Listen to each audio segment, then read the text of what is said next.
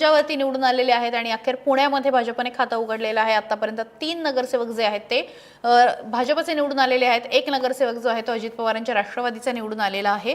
Interesting या सगळ्या घडामोडी आपण बघतोय खरं तर, आणि पुढेही मी तुम्हाला याचे सगळ्याचे अपडेट्स देणार आहेत। पण आत्ताच्या घडीला पुण्यामधली बातमी अशी आहे की आताच्या घडीला रुपाली पाटील, जे रुपाली ठोंबरे पाटील आहेत, तर त्यांनी आता आक्षेप घेतलेला आहे। विशेषतः मतमोजणी सुरू आहे, प्रभाग क्रमांक 25 मध्ये त्यांची उमेदवारी होती, मात्र मशीन बदलल्याचा त्यांचा आरोप आहे। मशीनचे नंबर मॅच होत नसल्याचं रुपाली पाटील यांचं म्हणणं आहे आणि त्यामुळे रुपाली पाटील आक्रमक झालेले आहेत आणि तिथे त्यांच्यामध्ये पोलीस अधिकारी आणि एकूण मतमोजणी कर्मचारी यांच्यामध्ये काहीसे खटके उडायला सुरुवात झालेली आहे आणि मतमोजणी जी आहे ती थांबवलेली आहे।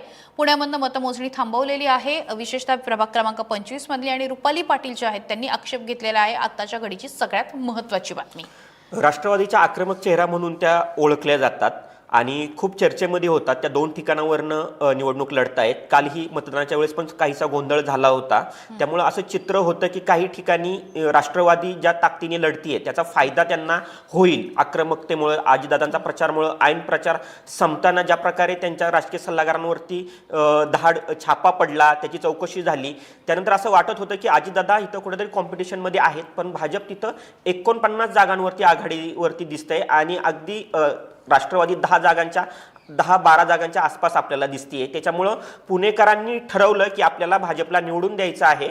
आणि त्याच्यातच महत्त्वाची बातमी येते की प्रशांत जगताप जे सोडून गेले होते राष्ट्रवादी काँग्रेसला, की तत्वाच्या मुद्द्यावरती की तुम्ही दोन्ही राष्ट्रवादी एकत्र येत आहेत, तत्वाच्या मुद्द्यावरती ते बाहेर गेले होते, ते 1300 मतांनी आत्ता आघाडीवरती आहेत। ही काहीशी दिलासादायक बातमी म्हणायची का? निश्चितच प्रशांत जगतापांसाठीच नाही तर काँग्रेससाठी सुद्धा आश्वासक बातमी आहे, कारण काँग्रेसचा आत्ताशी एक नगरसेवक जो आहे तर तो आता निवडून आलेला आहे, एक उमेदवार निवडून आलेला आहे। तर आता प्रशांत जगताप त्यांच्या रूपाने पुन्हा एकदा काँग्रेसला दुसरा एक आकडा मिळतो का हे बघणं महत्त्वाचं असणार आहे। पण इतकंच नाही तर प्रशांत जगताप यांची खूप चर्चा झाली होती, विशेषतः राष्ट्रवादीमध्ये उमेदवारी फिक्स असताना, शहराध्यक्षासारखं चांगलं पद असताना सुद्धा फक्त अजित पवारांसोबत जायचं नाही, ते विचारांनी वेगळे आहेत, ते भाजपच्या सोबत आहेत आणि त्यांच्यासोबत जाणं योग्य नाही, तात्विकदृष्ट्या ते योग्य नाही, असा विचार करून प्रशांत जगतापांनी पदाचा राजीनामा देऊन काँग्रेसमध्ये प्रवेश केला होता। आणि त्यामुळे फक्त पुण्यात नाही तर राज्यभरामध्ये प्रशांत जगताप हे नाव माहिती झालेलं होतं। त्यांच्या कारकिर्दीबद्दल सुद्धा बोलायला हवं। नगरसेवक म्हणून त्यांनी महापालिकेमध्ये पाऊल ठेवलं, त्यानंतर महापौरपदी सुद्धा त्यांनी काम केलेलं आहे। आणि जेव्हा राष्ट्रवादी एकत्र होती तेव्हा अजित पवार आणि सुप्रिया सुळे दोघांच्याही अत्यंत जवळचा कार्यकर्ता म्हणून प्रशांत जगताप यांची ओळख होती।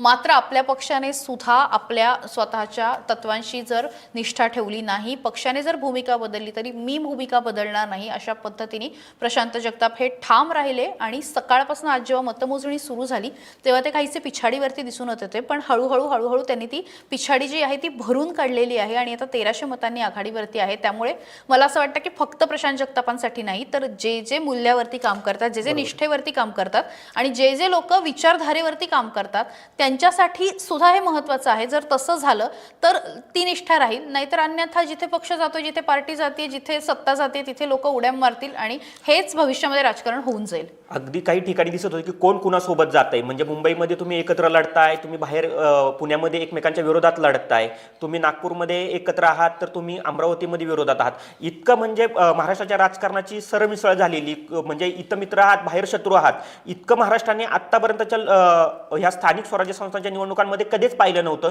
ते चित्र आत्ता पाहायला मिळालं। जेव्हा तिकीट वाटप झालं तेव्हा जे निष्ठावंत आहेत त्यांना तिकीट न देता जे इनकमिंग केलेले आहेत त्यांना तिकीट दिलं गेलं। कल्याण डोंबिवलीमध्ये ज्या प्रकारे फोडाफोडी झाली, त्यामुळे महाराष्ट्राचं राजकारण बदलतंय। एक महाराष्ट्राचं राजकारण उत्तर भारत आणि बिहारच्या ह्याच्यामध्ये जातंय का, इथपर्यंत ती चर्चा झाली। अशा वेळेस प्रशांत जगताप सारखा एक चेहरा आघाडीवर असणं ही काहीशी दिलासादायक बातमी आहे।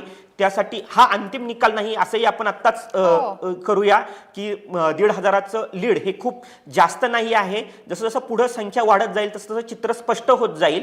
मात्र आत्ताच्या घडीला तरी आपण असं म्हणूया की जे तत्वाचं राजकारण करतात ज्यांच्यासारखी ही दिलासाची बातमी आहे। पण हेच होत असताना प्रशांत जगताप यांच्या आई निवडणुकीच्या मैदानामध्ये होत्या, त्यांना मात्र पराभवाचा धक्का बसलेला आहे आणि प्रशांत जगताप विजयी झालेले आहेत। महत्त्वाची बातमी, प्रशांत जगताप हे विजयी झालेले आहेत आणि ही महत्त्वाची बातमी आपल्याला मानावी लागेल, कारण मी जसं मगाशी म्हटलं तसं की अशा पद्धतीने ते बाहेर पडलेले होते, ज्या पद्धतीने सगळी राजकीय गणितं फिरली होती, त्यानंतर ते विजयी होतात का हे बघणं महत्त्वाचं होतं। कारण त्यांचा विजय हा फक्त त्यांचाच नाहीये तर एका विचारधारेवरती जर कार्यकर्ता चालत असेल तर